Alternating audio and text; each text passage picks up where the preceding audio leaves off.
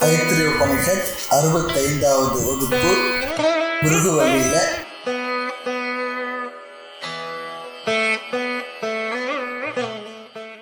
6வது அணுவாக்கம். ஆனந்தோ பிரம்மேதி ரஜானாத் ஆனந்தாத்யேவ கல்விமானி பூதானி ஜாயந்தே ஆனந்தேன ஜாதானி ஜீவந்தி ஆனந்தம் பிரயந்த்யபி சம்விசந்தீதி சைஷா பார்கவி வாருணி வித்யா பரமே வ்யோமன் பிரதிஷ்டிதா யஏவம் வேத பிரதிதிஷ்டதி அன்னவான் அன்னாதோ பவதி மகான் பவதி பிரஜயா பசுபிர் பிரம்ம வர்ச்சசேன மகான் கீர்த்தியா ஆனந்தோ பிரம்மேதி வஜானாத் ஆனந்தாத்யேவ கல்விமானி பூதானி ஜாயந்தே ஆனந்தேன ஜாதானி ஜீவந்தி ஆனந்தம் பிரயந்த்யபி சம்விசந்தீதி சைஷா பார்கவி வாருணி வித்யா பரமே வ்யோமன் பிரதிஷ்டிதா யஏவம் வேத பிரதிதிஷ்டதி அன்னவான் அன்னாதோ பவதி மகான் பவதி பிரஜயா பசுபிர் பிரம்ம வர்ச்சசேன மகான் கீர்த்தியா. இந்த 6வது அணுவாக்கத்துல ஆனந்த விசாரமானது நடைபெறுகின்றது. நாம் இதுவரையிலும் அன்னமய கோஷத்தில் தொடங்கி விஞ்ஞானமய கோஷம் வரை வந்தாகிவிட்டது. இனி ஆனந்தமய கோஷம். அவர் ஆனந்தமய கோஷத்தை பிரம்மன் என்று புரிந்து கொண்டார். பின்னர் ஆனந்தமய கோஷமும் என்ன? பிரம்மன் இல்லை.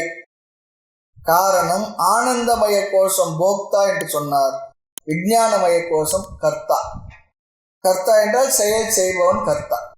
அடுத்து மனோமய கோஷம், அதாவது ஆனந்தமய கோஷம் போக்தா சொல்லி சொன்னா, விஞ்ஞானமய கோஷம் கர்த்தா. கர்த்தாவாகவும் போக்தாவாகவும் இந்த பிரம்மன் இல்லை. அது நான் இல்லை. நான் என்றது ஆத்மா இல்லை. அடுத்து மனோமய கோஷம் ஒரு கருவிதான், கரணம், இன்ஸ்ட்ருமெண்ட். பிராணமய அன்னமய கோஷம் காரியம். இப்படியாக இந்த கருத்துக்களை புரிந்து கொண்டு போக்தா சொல்லி சொன்னா பலனை அனுபவிப்பவன் காரியம். ஆக போக்தாவும் எப்படிப்பட்ட போக்தா, எப்பொழுது போக்தாவாக முடியும் என்றால், போக்தாவாக ஒன்றை அனுபவிக்க வேண்டும் என்றால் அங்கு விகாரமானது நடைபெற வேண்டும், மாற்றம் நிகழ வேண்டும். விகாரத்தை அடைந்தால்தான், மாற்றம் நிகழ்ந்தால்தான் ஒரு பொருளை நாம் அனுபவிக்க முடியும். ஆக போக்தாவும் விகாரத்துக்கு உட்பட்டவன். விகாரம் என்றால் இங்கு செயல், மாற்றம். உதாரணம் சொன்னா, மனமானது மாற்றத்தை அடையவில்லை என்றால், செயல்படவில்லை என்றால், விகாரத்தை அடையவில்லை என்றால் இனிப்பு என்ற சுவை கூட நமக்கு தெரியாது. தூங்கி கொண்டிருக்கும் பொழுது லட்டோ வேற ஏதோ ஒரு உணவு சுவையை நம்முடைய நாக்கில் இட்டார்கள் என்றால் சுவை தெரியுமா? தெரியாது. ஏனென்றால் மனம் விகாரம் அடையவில்லை. மனதில் மாற்றம் நிகழ்ந்தால்தான் அனுபவங்கள் நமக்கு வரும். அப்படி மாற்றம் அடையாத பொழுது நாம் போக்தாவும் இல்லை. மாற்றம் அடைந்தால் தான் போக்தா. அப்போ நம்ம கர்த்தா போக்தா சொல்லி சொன்னா விகாரத்துக்கு உட்பட்டவர்களே. எது விகாரத்துக்கு உட்பட்டதோ அது பிரம்மன் இல்லை என்ற முடிவுக்கு வந்து விட்டார். முடிவில் என்ன? இந்த ஆனந்தமய கோஷமும் பிரம்மம் இல்லை. முடிவில் ஆனந்தம் பிரம்மம் என்று புரிந்து கொண்டார். ஆனந்தமே பிரம்மம் என்று புரிந்து கொண்டார்.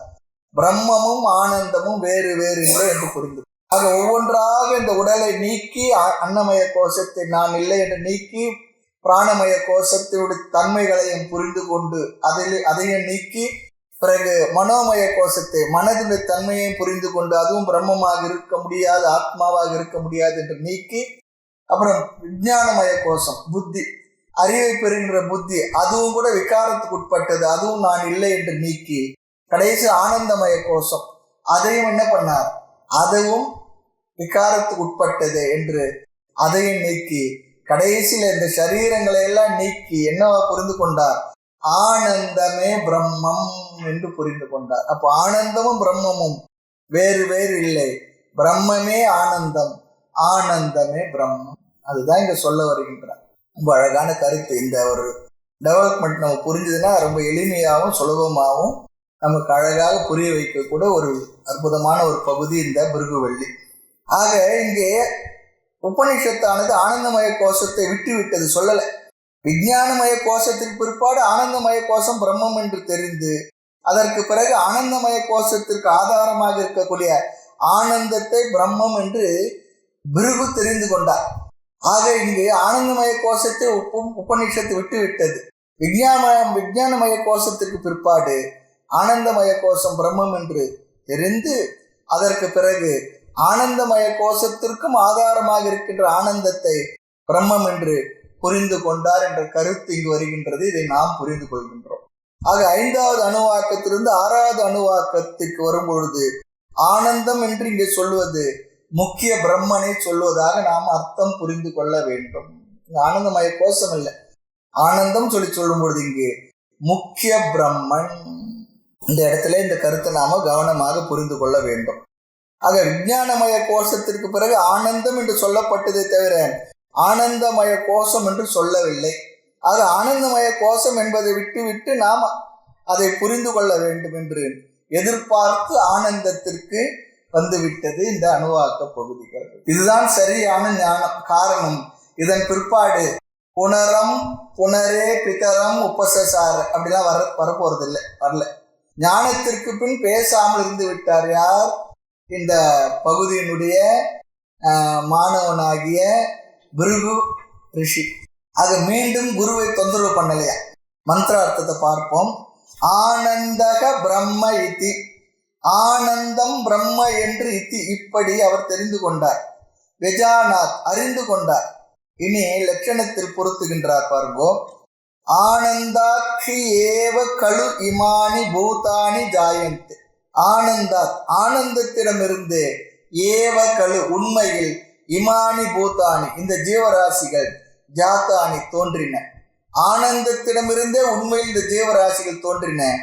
ஆனந்தேன ஜாத்தானி ஜீவந்தி, ஆனந்தத்தினால் தோன்றியவைகள் அதிலேயே நிலை பெற்றுள்ளன, வாழ்கின்றன, வாழ்ந்து கொண்டுள்ளன. ஆனந்தம் பிரயந்தி அபிசம் விஷந்தி. ஆனந்தத்தில், ஆனந்தத்தில் சொல்லி சொன்னா பிராக்கெட்ல போட்டுக்கிடுறோம், மரண காலத்தில் என்று புரிந்து கொள்கிறோம். மரண காலத்தில் அந்த ஆனந்தத்திலேயே ஒடுங்குகின்றது அப்படின்னு என்ன அர்த்தம், அந்த பிரம்மத்திலேயே ஒடுங்குகின்றது. நேற்று பார்த்த ஒரு தாய்மலர் பாடல், சிந்தை பிறந்ததும் ஆங்கே, அந்த சிந்தை இறந்து தெளிந்ததும் ஆங்கே, எந்த நிலைகளும் ஆங்கே, யான் தான் இரண்டற்று ஒன்றாய் இருந்ததும் ஆங்கே. எது ஆங்கேன்னு சொன்னது தவிர அது எங்கேன்னு சொல்லலை. அந்த வார்த்தை இந்த இடத்துல பொருத்தி பார்த்தோம்னா நிறைய இடங்கள்ல நம்ம நிறைய பார்த்துக்கிட்டு இருக்கோம். உபநிஷத்துடைய சாரமான இடங்களில் எல்லாம் தாய்மலர் பாடல்கள் நமக்கு அறிமுகம் இருந்தா, மனப்பாடம் இருந்தா, தெரிஞ்சு இருந்ததுன்னா எந்த இடத்துல அழகா உபநிஷத் சாரத்தை சொல்றான்னு சொல்லி தெரியும். எந்த நிலைகளும் யான் தான் இரண்டற்று ஒன்றாய் இருந்ததும் அங்கன்னா என்ன, பிரம்மத்தில் இல்ல ஆனந்தத்தில். இந்த இடத்துல அழகா புரிஞ்சு வரும். ஆக ஆனந்தம் அபிசம் விஷந்தி, இதுவரை கதை பகுதி. இதன் பிற்பாடு உபநிஷத்தை பேசுகின்றது. இதுவரை கதையுடைய தாற்பயம் என்ன, தபக என்பது மோட்சத்திற்கு ஒரு முக்கியமான சாதனமாக சொன்னது. தபக என்றால் 2 பொருள் பார்த்தோம். இந்திரிய மன நிகிரகம், இந்திரியத்தினுடைய அமைதி, மனதனுடைய அமைதி, ஒழுக்கம். 2வது அர்த்தம் பார்த்தோம், விசாரித்தல், அது சிந்தித்தல், ஆலோசனை சொல்லி பார்த்தோம். இதுல சிந்தித்தல் என்ற சாதனம் விஞ்ஞானமய கோஷத்திற்கு செல்கின்றது. இந்திரிய மன கட்டுப்பாடு என்பது மனோமய கோஷத்திற்கு செல்கின்றது. சிந்தித்தல் என்பது விஞ்ஞானமய கோஷம், சிந்தித்தல் என்பது புத்திக்கு உள்ள விஷயம். இந்திரிய மன கட்டுப்பாடு என்பது மனோமய கோஷத்துக்கு செல்கின்றது. ஆக மோட்சத்தை அடைய வேண்டும் என்றால் மனதை அமைதிப்படுத்தி வைத்திருக்க வேண்டும், புத்திக்கு அறிவை கொடுக்க வேண்டும். புத்தி சொல்லி சொன்னா அது ஒரு கரணம், கருவி. அதற்கு என்ன பண்றோம்? அறிவை கொடுக்கின்றோம். ஆக புத்திக்கு அறிவானது எப்படி வரும்? அறிவு சுயமாக புத்திக்குள் உதிக்காது, தோன்றாது. எந்த ஒரு அறிவுமே பிரமாணத்தின் மூலமாகத்தான் வர முடியும். இதுவும் நமக்கு தெரிஞ்சிருக்கணும். ஆக ஞானத்தை கொடுக்கும் கருவி இல்லாமல் ஞானம் வராது. அப்படி இல்லை, எனக்கு ஞானம் வந்திருக்கின்றதே சொல்லி சொன்னா அது ஞானம் இல்லை, நம்முடைய கற்பனை. ஆராய்ந்து விசாரித்து பார்த்தால் அது அறிவாக இருக்காது, ஏதோ நாம செய்து கொண்ட ஒரு கற்பனையாக இருக்கு. ஏதாவது ஒரு உதாரணம் சொல்லுவாங்க. கையில எதையாவது ஒருவர் மறைச்சு வச்சிருக்கார், மறைத்து வைத்துக் கொண்டு இது என்னன்னு கேட்கிறார். அவர் ஏதோ சொல்றார், பை லக்கா என்ன ஆயிடுது, அவர் சொன்னதே கையில இருந்தாலும் கூட அது அறிவு இல்லை. ஏதோ அவர் சொல்லியிருக்காரு, அவ்வளவுதான், இன்னும் பார்க்கல. ஆனா எடுத்து கையில இருந்து எடுத்து காட்டிய பிறகு என்ன, அவர் சொன்ன பொருளாக இருந்தாலும் கூட அப்பொழுதுதான் அது அறிவு. அதுக்கு முன்ன கையில் இருப்பது அவராக ஏதோ கற்பனை செய்து சொன்னால் அது அறிவுன்னு சொல்லி எடுத்துக்கொள்ள முடியாது. அது போல கற்பனையில் சில சமயம் இந்த இது என்ன இருக்குது என்ற அறிவு நமக்கு, அல்லது சில நேரம் நமக்கு தோன்றினாலும் அது அறிவு என்று சொல்லக்கூடாது. ஆக அது எப்பொழுது ஞானமாகும் என்றால், ஒரு கையில் இருப்பதை திறந்து நம்ம கண்ணால் பார்த்தால்தான் அது ஞானமாகும். ஆக இவ்விதத்தில் விஞ்ஞானமய கோஷத்தில் பிரமாணத்தின் மூலமாக அறிவை கொடுக்க முடியும். பிரம்மத்தை பற்றி அறிவை கொடுக்க பிரமாணமாக இருப்பது உபனிஷதங்கள், உபனிஷத் வாக்கியங்கள். அடுத்த விசாரம், உபனிஷத் வாக்கியத்தை கேட்டதும் விஞ்ஞானமய கோஷத்தில் அது ஞானமாக மாற வேண்டும் என்றால் முழு அந்த கரணமும், நம்முடைய முழு மனதும் தயாராக இருக்க வேண்டும் அந்த அறிவை பெறுவதற்கு. மனதானது அமைதி அடைந்து தூய்மை அடைந்து இருக்க வேண்டும். மனம் பக்குவம் அடையவில்லை என்றால், அமைதியை பெற்றிருக்கவில்லை என்றால் இந்த ஞானம் வராது. இந்திரிய மனக்கட்டுப்பாடு எனும் சாதனம் ஞானத்தை பிரமாணத்திலிருந்து அந்த அறிவை அடைவதற்கு நம்மை தகுதிப்படுத்துகின்றது. இந்திரிய மனக்கட்டுப்பாடு எனும் சாதனம், சமதமம் என்னும் சாதனம் ஞானத்தை பிரமாணத்திலிருந்து அறிவை அடைவதற்கு நமக்கு தகுதியை கொடுக்கின்றது. இந்த தகுதி அசுர சம்பத்துக்களை நீக்கி தெய்வீக சம்பத்தை கொடுக்கின்றது, அல்லது தெய்வீக சம்பத்தை, உயர்ந்த நற்பண்புகளை நம்மால் நமக்கு அல்லது நம்மால் அடைவதற்கு உதவியாக இருக்கின்றது, நம்மை அடைய வைக்கின்றது, அல்லது தவறான பாவனைகளை நீக்குகின்றது. எப்படி வேணா எடுத்துக்கலாம். ஆக இதன் அடிப்படையில் தான் இந்த நவராத்திரி சமயத்தை வருவது ஒரு உதாரணமாக சொல்லுவாங்க. நவராத்திரி பூஜையில முதல் 3 நாட்கள்ல கோர உருவான துர்கா தேவியை வழிபடுவது. அது என்ன, மனதில் உள்ள ஆசுரி சம்பத்தை எல்லாம் நீக்குவது, அசுர குணங்களை போக்குவதற்கான அந்த வழிபாடு. அப்படியும் எடுத்துக்கலாம். அடுத்தபடியாக லக்ஷ்மி பூஜை, அது தெய்வீக சம்பத்துக்களை அடைய வைக்கின்றது சொல்லுவாங்க. தங்கம் மற்றதெல்லாம் அதில் நாம் உபயோகப்படுத்தும் பாருங்க. ஆமா, தங்க காசு அதெல்லாம் நல்ல குணங்கள்னு அர்த்தம். வீடுகளில் பார்த்து அதனால தான் பாருங்க, லட்சுமி படத்தை போட்டு அவங்க கையில இருந்து அப்படியே தங்கம் கொட்டுறா போலலாம் வச்சுக்கிறோம். நம்ம அவ்வளோ ஆசை இருக்கு. பரவாயில்ல, அது நல்ல குணங்களை வெளிக்காட்டுவது. பிற்பாடு சரஸ்வதி என்பது ஞானத்தின் அடையாளம். பிறகு என்ன, விஜயதசமி, வெற்றி. ஞானம் வந்ததும் வெற்றி தானே. பலன் என்ன, மோட்சம். அழகா வச்சிருக்கா நவராத்திரி வச்சு. முதல் 3 நாட்கள் துர்கா தேவிக்கு, அடுத்த 3 நாட்கள் லக்ஷ்மி தேவிக்கு, கடைசி 3 நாட்கள் சரஸ்வதி. அதனால சரஸ்வதி பூஜை விஜயதசமியோட நவராத்திரி நிறைவு பெறுகின்றது. வெற்றி, விஜயதசமி என்றால் வெற்றி.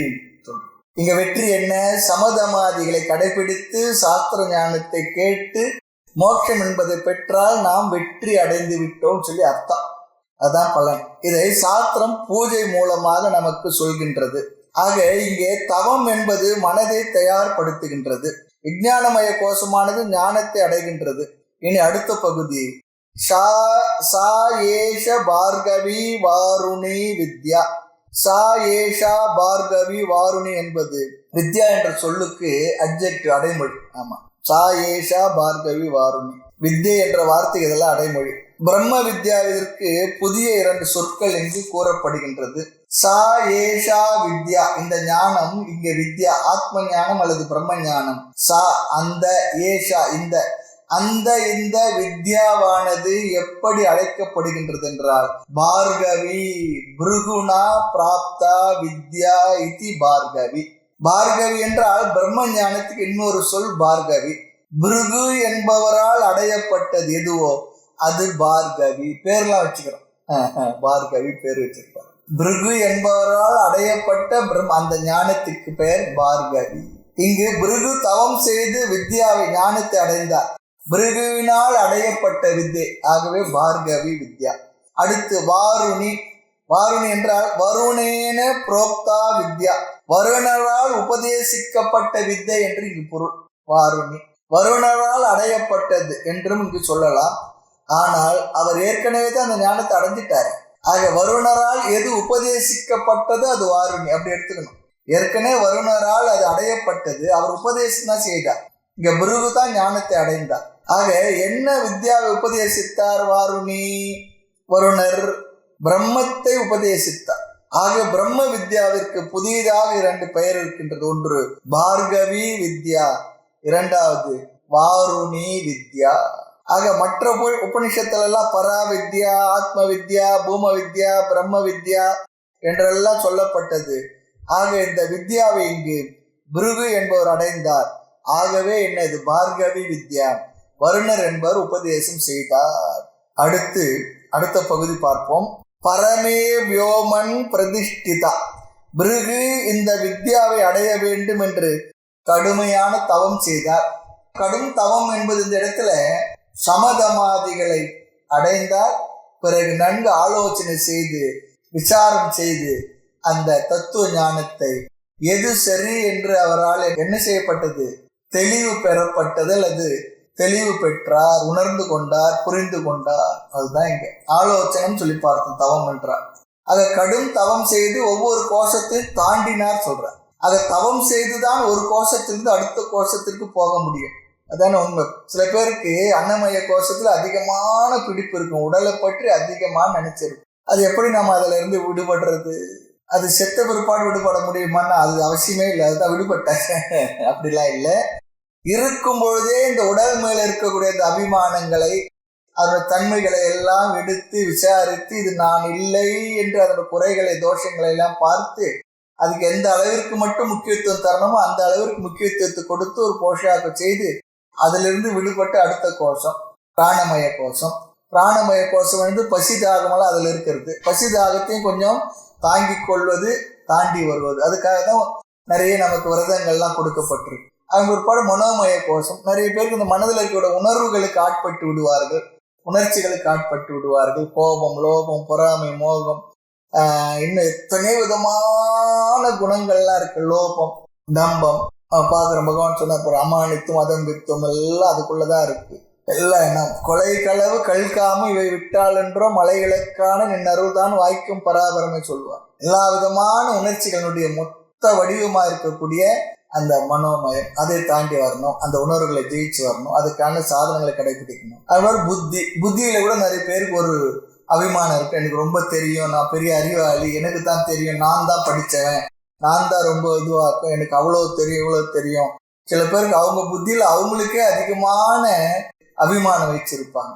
இருக்கு, வாஸ்தவம் இல்லைன்னு சொல்லல. அதுக்காக அந்த கர்வமோ மற்றதோ இருக்கக்கூடாது. அதனாலதான் சொல்லுவாங்க, ஒழுங்கா வித்தியை நாம தெரிஞ்சிருந்தோம்னா நமக்கு அந்த வினயம் என்கின்ற பணிவு நமக்கு வந்திருக்கும். நிலை உயரும் போது பணிவு கொண்டால் உலகம் உன்னை வணங்கும் சொன்னாங்க. நல்லதா அந்த பணிவு, வித்யா வினய, வித்தையானது நமக்கு பணியை தந்திருக்கணும். இல்ல கர்வத்தை கொடுத்திருந்தா நாம் எங்கேயோ அங்க தப்பு பண்ணிருக்கோம், சரியா அதை படிக்கல சொல்லி அர்த்தம். இது புத்தி விஞ்ஞானமய கோஷத்தில் இருப்பது. பிறகு ஆனந்தமய கோஷம், அதையும் கூட நாம தாண்டி வருகின்றோம். சில பேருக்கு சில விஷயங்கள்லாம் ஒரு டிஸ்டர்பன்ஸ் இல்லாத அப்படியே சந்தோஷமாக இருக்கணும், இன்பமாக இருக்கணும். எதுவும் அப்படி இப்படி வந்தா ஒரு மாதிரி டிஸ்டர்ப் ஆகிடும். அப்படி இருக்கின்ற அந்த நிலையிலிருந்தும் மாறி இதுக்கெல்லாம் என்ன வேணும்? இதுக்கெல்லாம் கடுமையான முயற்சி அல்லது தவம் சொல்றார். இதுல இருந்தெல்லாம் விடுபட்டு நான் அந்த ஆனந்தமே அல்லது அந்த ஆத்மாவை என்று புரிவதற்காக கடும் தவம் செய்தார். அதுதான் சொல்றார், தவம் செய்துதான் ஒரு கோஷத்திலிருந்து அடுத்த கோஷத்திற்கு போக முடியும். இல்லைன்னா என்ன ஆகுன்னா, கேட்டதுனாலேயே நான் எல்லாத்தையும் தாண்டி வந்துட்டேன்னு சொல்லி நினைச்சோம்னா கடைசியில நாம் எங்கேயோ விழுந்து கிடப்போம். அது அப்படி இல்லை. முயற்சி செய்து விசாரம் செய்து தாண்டி வரணும். கற்றதனால் உன்னை கண்டவன் போல் கூத்தாடி குற்றமென்று நெஞ்சே கொதிக்கும் பராபரமே சொல்றார். கற்ற கலையால் நிலைதான் காண்பனோ காண்பதெல்லாம் மற்ற விடத்தை வெளியாம் என்று சொல்றார். அதனால இப்ப படிச்சிருக்கிறோம், தெரிஞ்சிருக்கிறோம். அடுத்து நம்ம செய்ய வேண்டிய தவத்தை பற்றி, அதுக்காக தான் இந்த இடத்துல தவத்தை பற்றி சொல்வதற்காக தான் இந்த பகுதியை என்று பார்த்தோம். தவத்தின் மூலமாக, நன்கு விசாரிப்பதன் மூலமாக, சில விரதங்களை அதற்கான உபாயங்களை கடைபிடிப்பதன் மூலமாக, கை கொள்வதன் மூலமாக இவைகளில் இருந்தெல்லாம் நாம் விடுபட்டு வர வேண்டும். ரொம்ப முக்கியம். சில நேரத்தில் என்ன ஆகுன்னா, வேதாந்த வகுப்புகளுக்கு வாழ்க்கைக்கு வந்த பிற்பாடு சில சௌகரியங்கள், சில அற்புதமான சில சூழ்நிலைகள் நமக்கு நன்கு அமைந்திருக்கும். அந்த அமைந்த சூழ்நிலைகளுக்கு நாம் ஆட்பட்டு அடிமைப்பட்டு விட்டால் அதுக்கு மேல அங்கிருந்து நம்ம வெளியே வரவே முடியாது. அதுக்கு முன்பாவது நாம் ஏதோ கொஞ்சம் அங்கே இங்கிருந்து கொஞ்சம் பக்குவத்துக்கு வாய்ப்பு இருந்தது. இப்படிலாம் வந்து அமர்ந்த பிறகு என்ன ஆகிடும், அந்த பக்குவத்துக்கும் வாய்ப்பு இல்லாமல் நாம் மேலேயும் போக மாட்டோம், கீழே போகாம இருந்தா சரி. அது ரொம்ப முக்கியம். நிறைய அப்படி ஆயிடுறது உண்டு. அதுல இருந்து ஜாகிரதையா கொஞ்சம் அந்த தவத்தை மேற்கொள்வது. அதான் தவமில்லாத ஞானம் பயன் தராதுன்னு பொதுவா சொல்வார். ஆக இப்படி எவ்வளவு காலம் தவம் செய்தார் அல்லது செய்வார், தவத்திற்கு முடிவு என்ன, எங்குதான் அவர் அதில் நிறைவை பெறுவார், அமைதி அடைவது, தேடுதலும் மற்ற இடம் எங்கே வரும், அதைத்தான் சொல்லுகின்றது. முன்பு உலகப் பொருள்களை அடைய தவம், இங்கும் தவம் என்பது உலகப் பொருளை அடைவதில் செய்த தவம் இருக்காது. ஜபம், முயற்சி, பூஜைகள், பாராயணம், இதெல்லாம் அங்க தவம். இங்கு ஆத்ம வித்யாவில் இந்த வித்யா எப்பொழுது முடிவடையும்? பரமே வியோமன். வியோமன் சொல்லி சொன்ன மனதில் உள்ள ஆகாசத்திற்கு வியோமன் என்று பெயர். இது எங்க இருக்கு? நம்முடைய ஹிருதயத்திற்குள் ஒரு சிறிய ஆகாசம் இருக்கா. அங்குஷ்ட பிரமாண புருஷ சொல்றாங்க பாருங்க. ஒரு சிறிய ஆகாசம் நம்ம ஹிருதயத்தில், எல்லாருடைய ஹிருதயத்திலும்.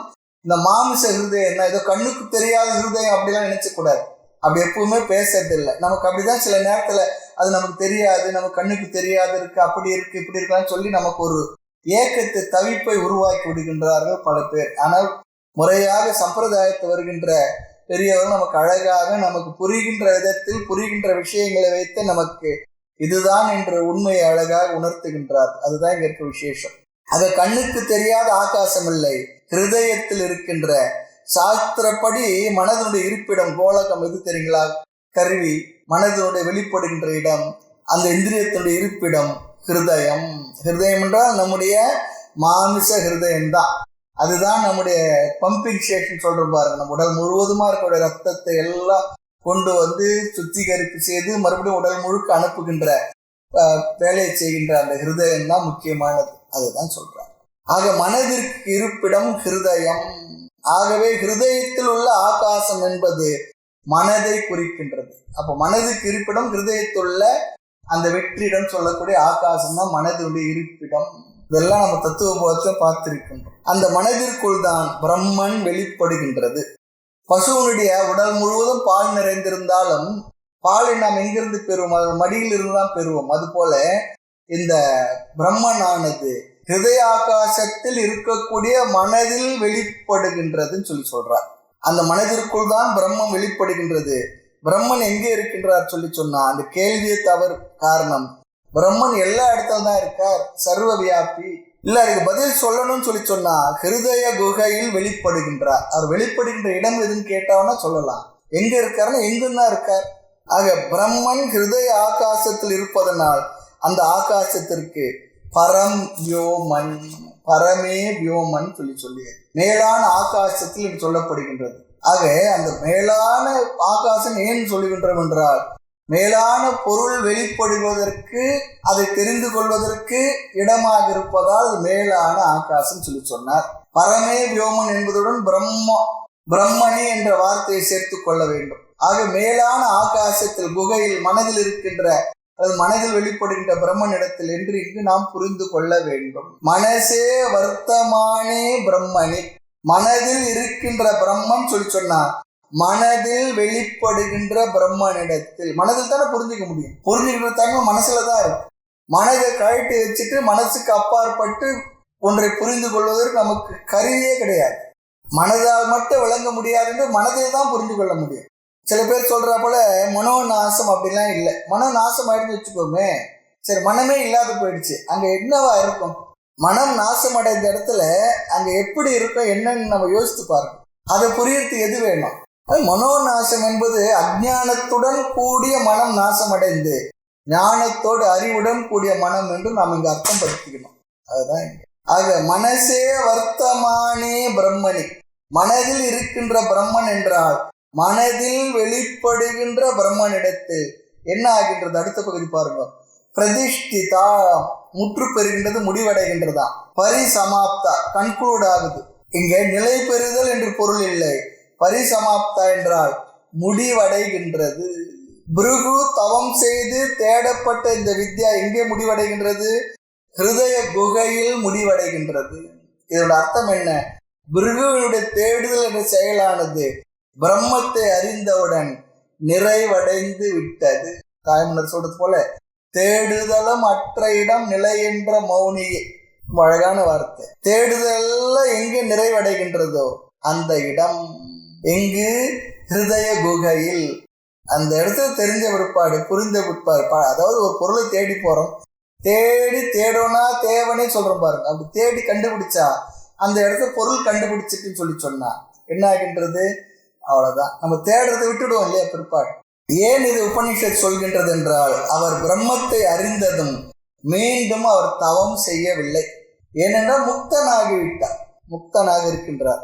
தெரியாதவரை ஆடி ஓடி திரிந்து தவம் செய்வோம், தெரியாதவரை ஆடி ஓடி திரிந்து தவம் எல்லாம் செய்வோம், எல்லாம் பண்ணுவோம். தெரிந்த பிற்பாடு என்ன ஆகிவிடும்? அமைதி அடைந்து ஒரு இடத்துல தானே அமர்ந்து விடுவோம். மேலும் இந்த சொல்லை சொல்லவில்லை என்றால் பிருகு இன்னும் தவம் செய்வதாக நாம் நினைப்போம். ஆகவே இந்த சொல்லி அது பயன்படுத்துகின்றது என்று சொல்லுகின்றார். ஏன்னா கதையோடு தொடங்கியது, கதை முடியணுமே. நம்ம எல்லோருக்கும் கதை கேட்டு வந்தா முடிவை சொல்லுங்க, முடிவை சொல்லுங்க, கிளைமேக்ஸ் தெரிஞ்சு ஆகணும். ஆக இந்த வார்த்தையை உபயோகப்படுத்தி விடுகின்றது. மேலும் எப்படி முக்தனாக சாமகானம் பாடிக்கொண்டு சந்தோஷமாக இருந்தார் என்பது கடைசியிலே இந்த உபனிஷத்து வார்த்தை சொல்ல போகின்றது. ஆக அனைத்து சாதனங்களும் தேடுதலும் முடிவடைகின்றது. சாதன சவிஷ்டயத்துல விவேக வைராகி சமதமாதிகள்லாம் ஆரம்பத்துல இருக்காது. நம்ம முயற்சி செய்து அடைவோம், கொஞ்சம் கூட குறைய இருக்கு, அதை நம்ம முழுமை செய்து கொள்வோம். இதெல்லாம் ஆரம்பத்துல செய்யற வேலை. கொஞ்சம் முன்னே இருக்கும், அப்புறம் வந்த பிற்பாடு கொஞ்சம் அதை நாம் முழுமைப்படுத்திக் கொள்வோம். அது முன்னே இருக்கும், பின்னையும் இருக்கும்.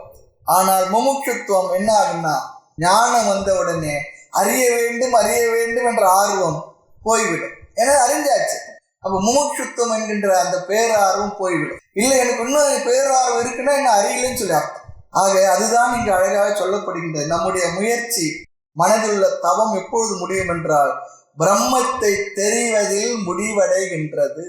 இனி பிரம்மத்துடைய ஞான பலன் சொல்லப்படுகின்றது. யக ஏவம் வேத பிரதிதிஷ்டதி.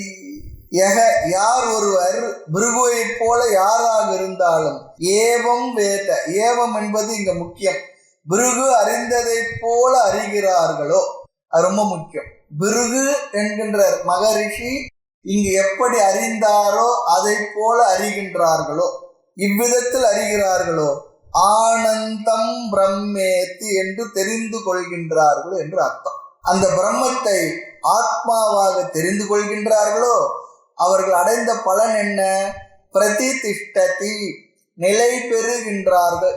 இங்கே பிரம்மத்தில் என்பதை சேர்த்து கொள்ள வேண்டும், அல்லது தங்களிடத்தில் அல்லது ஆத்மனி நிலை பெறுகிறார்கள்.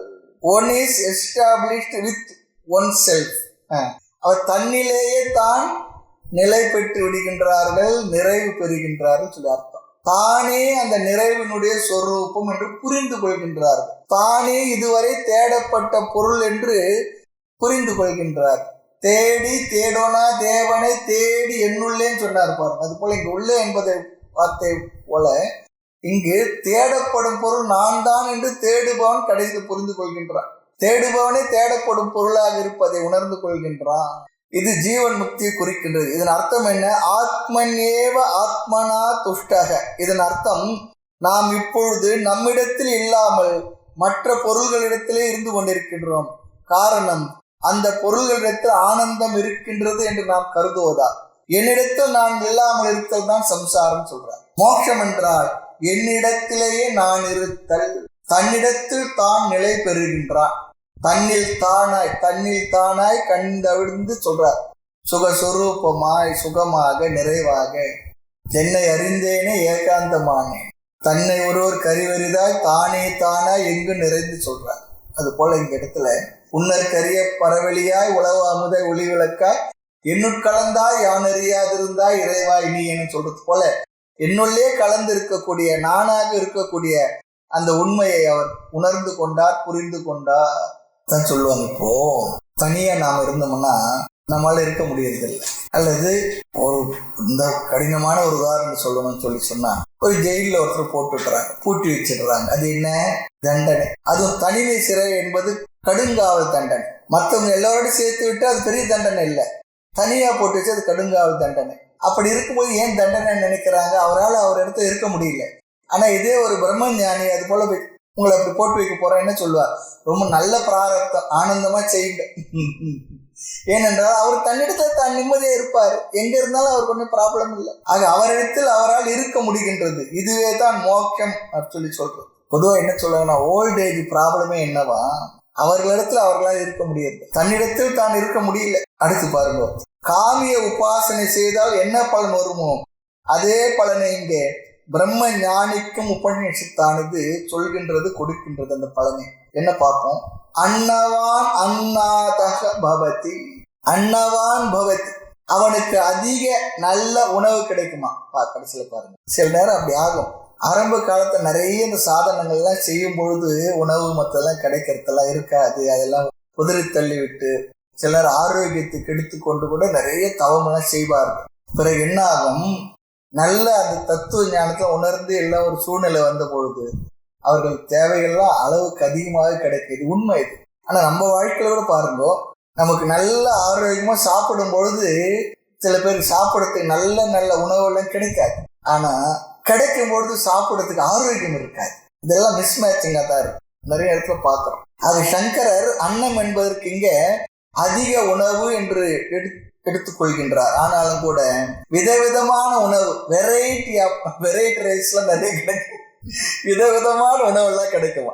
ஆக இந்த பலன் இதற்கு பின் வருகின்ற காமிய உபாசகர்களுக்கும் உபாசனைக்கும் சொல்லப்படுகின்றது. அப்பொழுது அங்க இந்த பொருளை அர்த்தத்தை அப்படியே எடுத்துக்கொள்ளலாம். இங்க அன்னாதாக சொன்னா உணவை உட்கொள்கின்ற சக்தி கிடைக்கின்றது, அது ரொம்ப முக்கியம். இங்கே இப்படி ஞானிக்கு அர்த்தம் எடுத்துக்கொள்கின்றார். பகவான் எல்லாவற்றையும் கொடுத்து உணவை உட்கொள்கின்ற சக்தியை கொடுக்கலன்னா என்ன பிரயோஜனம்? சாப்பிட முடியாது, எல்லாருக்கும் அனுபவிக்க முடியலன்னு சொன்னா என்ன பண்றோம்? பிரயோஜனம் இல்லையா? எனவே உணவையும் கொடுப்பார், ஆரோக்கியத்தையும் கொடுப்பார் என்று இங்க அர்த்தம். அப்படிதான் எடுத்துக்கணும். நாம் உணவையும் கொடுப்பார், அந்த உணவை அனுபவிப்பதற்குரிய ஆரோக்கியம், அல்லது உணவையும் கொடுப்பார் ஆரோக்கியத்தையும் கொடுப்பார். அதுக்காக அவன் கிடைச்சதெல்லாம் சாப்பிட போறதில்ல, ஓரளவுக்கு அவன் வாழ்க்கை என்ன பண்ணியிருப்பார், ஒரு ஒழுங்குபடுத்தி தேவையான அளவுக்கு உணவை சாப்பிட்டு ஆரோக்கியமாக இருந்து இந்த உடலை பிராரப்தம் வரை இருந்து இந்த உடலில் பிறகு அவர் டாட்டா பைபை சொல்லிட்டு ஆனந்தமாக சந்தோஷமா போவார். அவருக்கு இன்னைக்கே போறதுலயும் பெரிய வருத்தம் இல்லை, இன்னும் 10 வருஷம் இருக்கணும்னா அதுல ஒரு சந்தோஷமும் இல்லை, ரெண்டுமே ஒண்ணுதான். இது ஞானியுடைய மனநிலையா இருக்கும், என்னைக்கு ஒன்னாலும் ரெடி. ஆக இது ஞானிக்கு எப்படி பொருந்தும்னு சொன்னா, ஞானிக்கு இந்த பலனும் கிடைக்கும், எந்த குறையும் இல்லை என்பதற்கான கருத்து. ஆய்மலர் அழகா ஒரு இடத்த சொல்வார், அடிமுடியும் நடுவுமற்ற பரவெளியை மேற்கொண்டால் அத்துவித ஞான சித்தம் உண்டாகும், உன் குடி முழுதும் பிழைக்கும் ஒரு குறைவுமில்லை, எடுத்த கோலமெல்லாம் நிறைவாகும் குறைவரவே. ரொம்ப அழகா சொல்றார். எல்லாம் உனக்கு கிடைக்கும், உன்னுடைய குடி என்றால் உன்னுடைய பரம்பரை எல்லாம் நல்லா இருப்பாங்க, குறைவே இருக்காது, நிறைவா இருக்கும். ஆனா நீ அதுக்கெல்லாம் ரொம்ப யோசிக்காது, அப்படி ஆயிடும் இப்படி ஆயிடும் நினைக்காத, உன்னுடைய வேலையை இந்த பிரம்ம ஞானத்தை தேடுற விஷயத்துல நீ ஈடுபட்டால் எல்லாம் கிடைக்குன்னு சொல்றார். உன் குடி முழுதும் பிழைக்கும் ஒரு குறைவும் இல்லை சொல்றார். எடுத்த கோலமெல்லாம் நிறைவாகும் குறை வரவே. அது நமக்கு ஒரு உற்சாகப்படுத்துறதுக்காக, அது உண்மையும் கூட. ஆனா அந்த வரணுமே நமக்கு. பொதுவாக என்ன ஆகுறது, நம்ம இப்படி போயிட்டா என்ன ஆகுமோ, இவங்க என்ன ஆவாங்களோ, இந்த குழந்தைங்க என்ன ஆகுமோ, பிள்ளைங்க என்ன ஆகுமோ, அவர் என்ன ஆவாரோ, இவர் என்ன ஆவாரோ, நம்ம குடும்பம் என்ன ஆகும், அப்படிலாம் நம்ம நினைக்கிறோம் இல்லையா? இல்லை, அப்படிலாம் இல்லை. எல்லாருமே அவரவர்கள் ஒரு பேக்கேஜோட தான் வந்திருக்கிறாங்க. அவரவர்கள் அந்தந்த பேக்கேஜோட நிச்சயமாக வாழ்ந்து இன்னும் கொஞ்சம் சிறப்பாக கூட வாழ்வார்கள், அது சந்தேகம் இல்லை. அதிகமா கவலைப்பட்டுக்காதே சொல்றாரு. ஒரு வகையில பார்த்தா நாம இல்லைன்னா இன்னும் கூட அவங்க இன்னும் கூட நல்லாவே இருப்பாங்க. நமக்கு தான் அப்படிலாம் ஒரு பெரிய கவலை, அது என்ன ஆகுமோ, இது என்ன ஆகுமோ, எப்படி ஆகுமோ தெரியலையே.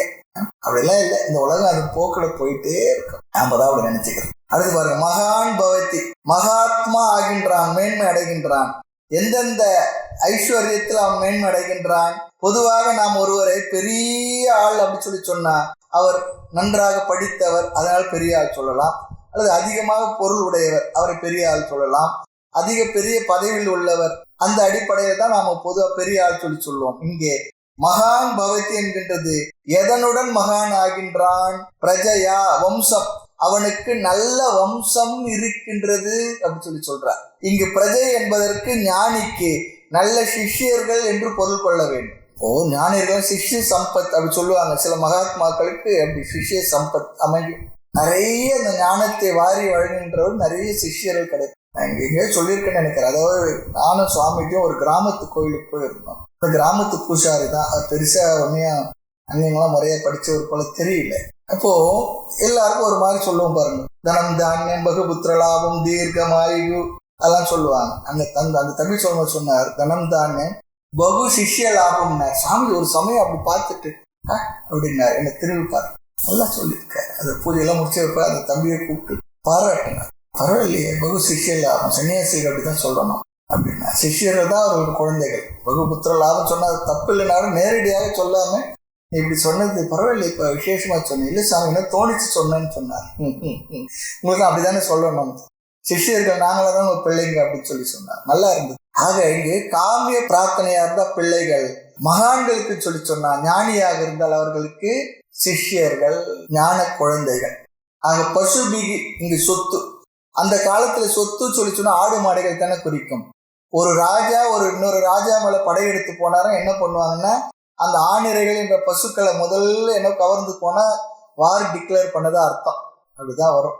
இந்த பஞ்சபாண்டவர்கள் விராட தேசத்துல தங்கி இருந்த பொழுது அவர்கள் எப்படியாவது வெளிப்படுத்தி காட்டி விட வேண்டும், கண்டுபிடிச்சோம்னா மறுபடியும் அவங்களை 14 ஆண்டுகள் காட்டுக்கு போக வைக்கணும் என்பதற்காக துரியோதனை, அதுலயும் பாருங்க, பீஷ்மர், துரோணர், கிருபாச்சாரியார் எல்லாரும் வந்துட்டாங்க. அஸ்வத்தாமன், துச்சாதனன், கர்ணன் எல்லாரும் படையெடுத்து வராங்க. அந்த ராஜா பேர். அந்த ராஜா இன்னொரு பகுதியில சண்டைக்கு போயிட்டார். அவங்க பையன் மட்டும்தான் இருந்தாலும் வருகின்றார். அதை பார்த்தா என்ன பண்ணா, அந்த ஆடு மாடெல்லாம் ஆணிரைகள்லாம் கவர்ந்துட்டு போறது ஒரு இதுவா காட்டுவாங்க. மகாபாரத கதையில பார்த்தா தெரியும். அது அந்த காலத்துல இருக்கிற ஒரு முறை.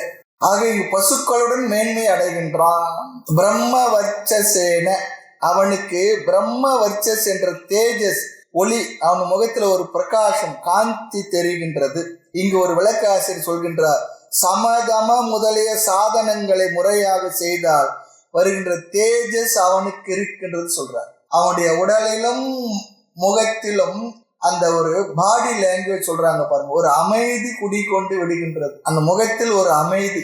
சில பேர் பார்த்தா தெரியும். இல்லைன்னா சில பேர் கண்ணை மூடிதான் உட்கார்ந்துருப்போம், கண்ணு சுழண்டுகிட்டே இருக்கும். கண்ணு சுழல்வது என்ன அர்த்தம் சொல்லி சொன்னா, மனதனுடைய சுழற்சியை காட்டுறதுன்னு அர்த்தம். சில பேர் கண்ணு எப்படி இருக்கும், அப்படி பரபரன்னு இருக்கும். இங்க அமைதி அடைந்த முகம், அமைதி அடைந்த இந்திரியங்கள் எல்லாம் அமைதியை பெற்று இருக்கின்றது. அதுதான் சமதம முதலிய சாதனங்கள் செய்வதனால் வந்த தேஜஸ் இருக்கின்றது எடுத்துக்கிட்டோமா, பிரம்ம வர்ச்சசேன அந்த இடத்துக்கு. ஆமா, அதனால் பெருமையை மேன்மை அடைகின்றான். மகான் கீர்த்தியா மகான் பவதி, அவன் மகான் ஆகின்றான்.